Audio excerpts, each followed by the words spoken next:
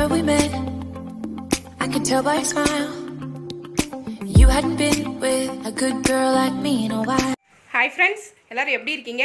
இன்னைக்கு வந்து நம்ம கிச்சன்ல என்ன பார்க்க போறோம் அப்படினா கடலைக்கறி செஞ்சிருக்கேன். ரொம்ப டேஸ்டா வந்திருக்கு. அத தான் உங்களோட ஷேர் பண்ணிக்க வந்திருக்கேன். இந்த கடலைக்கறி வந்து புட்டு, ஆப்பம், இடியாப்பம் இதுக்கு எல்லாத்துக்குமே மேட்சா இருக்கும். இது ரொம்ப டேஸ்டா இருக்கும். வாங்க அது எப்படி செய்யலாம்னு பார்க்கலாம். அதுக்கு முன்னாடி நம்ம சேனலை சப்ஸ்கிரைப் பண்ணி வெச்சுக்கோங்க. கூடவே இருக்கிற பெல் ஐகானை பிரஸ் பண்ணி வெச்சுக்கோங்க. Thank you friends. கடலைக்கறி பண்ணுறதுக்கு இப்போ 1 கப்பு கடலை நைட்டே ஊற வச்சு எடுத்து வச்சுருக்கேன். இது குறைஞ்சது ஒரு 8 மணி நேரம் 9 மணி நேரம் ஊறினா தான் நல்லா ஊறும். கருப்பு கொண்ட கடலை எடுத்துக்கோங்க. இதுதான் சத்து அதிகம், டேஸ்ட்டும் நல்லாயிருக்கும். இதை ஊற வச்சு எடுத்து வச்சுருக்கேன். ஃபஸ்ட்டு இதை வேக வச்சு எடுத்து வச்சுக்கணும். குக்கரில் கொஞ்சம் தண்ணி வச்சுருக்கேன் வேகிறதுக்கு. அதில் இந்த கடலையை போட்டு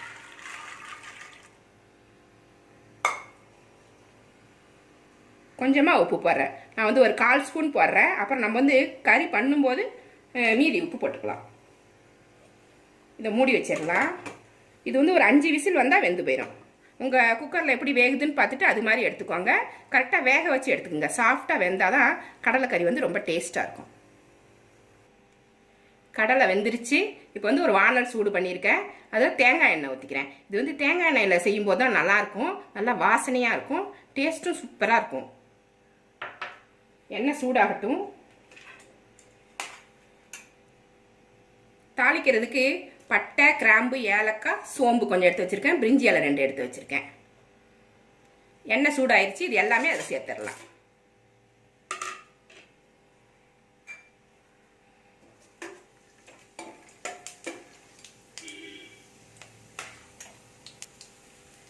ரெண்டு பெரிய வெங்காயம் இந்த மாதிரி நீள நீளமாக கட் பண்ணி வச்சுருக்கேன். அதையும் இதில் சேர்த்து விட்டுருக்கேன்.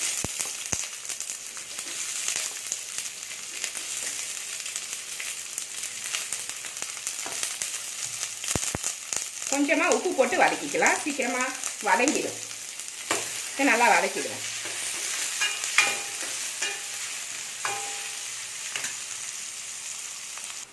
வெங்காயம் நல்லா வதங்கிருச்சு. 2 தக்காளி பொடியாக கட் பண்ணி வச்சுருக்கேன். இதையும் இதில் சேர்த்துக்கலாம். 2லேருந்து 3 வரைக்கும் போடலாம்.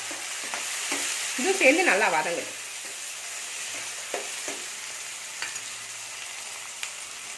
இது கூடவே 2 ஸ்பூன் இஞ்சி பூண்டு பேஸ்ட்டும் போட்டு வதக்கிடலாம்.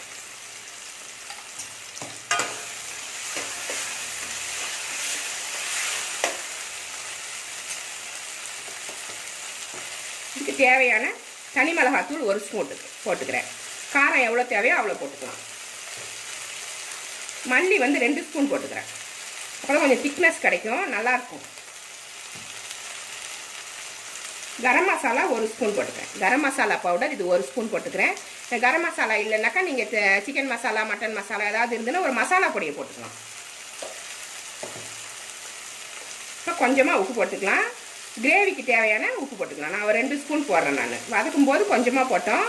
அது போக இப்போ 2 ஸ்பூன் போடுறேன். அப்புறம் கலந்துட்டு டேஸ்ட் பண்ணிவிட்டு போட்டுக்கலாம். இது எல்லாமே சேர்த்து கொஞ்சம் நேரம் இப்படி வதக்கிடலாம். கொஞ்சமாக மஞ்சள் பொடி போட்டுருங்க. ஒரு 1/4 ஸ்பூன் போடுறேன். அதையும் சேர்த்து கொஞ்சம் நேரம் இந்த பச்சை வாசனை போகிற வரைக்கும் வதக்கிடுவோம்.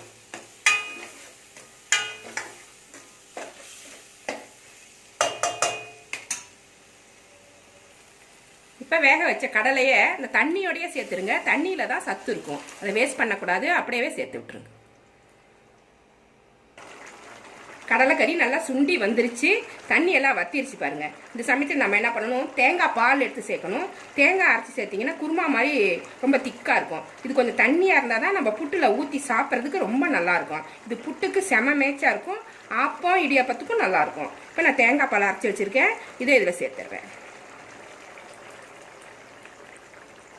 நம்மளுக்கு எவ்வளோ கிரேவி வேணுமோ அவ்வளோ சேர்த்துக்கலாம். நம்ம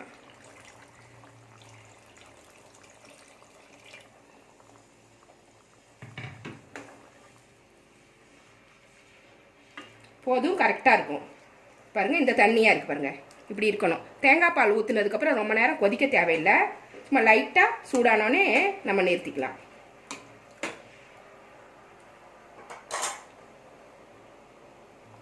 ஒரு கொதி வந்துருச்சு. இப்போ வந்து கடலைக்கறி ரெடி ஆகிடுச்சு. இந்த சமயத்தில் 2 ஸ்பூன் தேங்காய் எண்ணெய் மேலே வந்து ஒரு வாசனைக்காக ஊற்றி விட்றேன். நான் நல்லாயிருக்கும். இது இந்த மாதிரி ஊற்றிக்கோங்க. நல்லாயிருக்கும். டேஸ்ட்டு சூப்பராக இருக்கும். கொத்தமல்லி, புதினா மேலே தூவிக்கலாம்.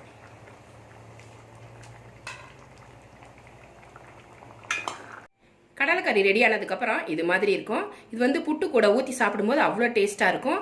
ஆப்பம் இடியாப்பம் அதுக்கும் ரொம்ப நல்லாயிருக்கும். இது மாதிரியே செய்யுங்க. இந்த ரெசிபி பிடிச்சிருந்தா நம்ம சேனலை சப்ஸ்கிரைப் பண்ணி வச்சுக்கோங்க. கூடவே இருக்கிற பெல் ஐக்கானி ப்ரெஸ் பண்ணி வச்சுக்கோங்க. இவ்வளோ நேரம் என்னோட வீடியோவை பார்த்தா எல்லாருக்குமே நன்றி. Thank you friends.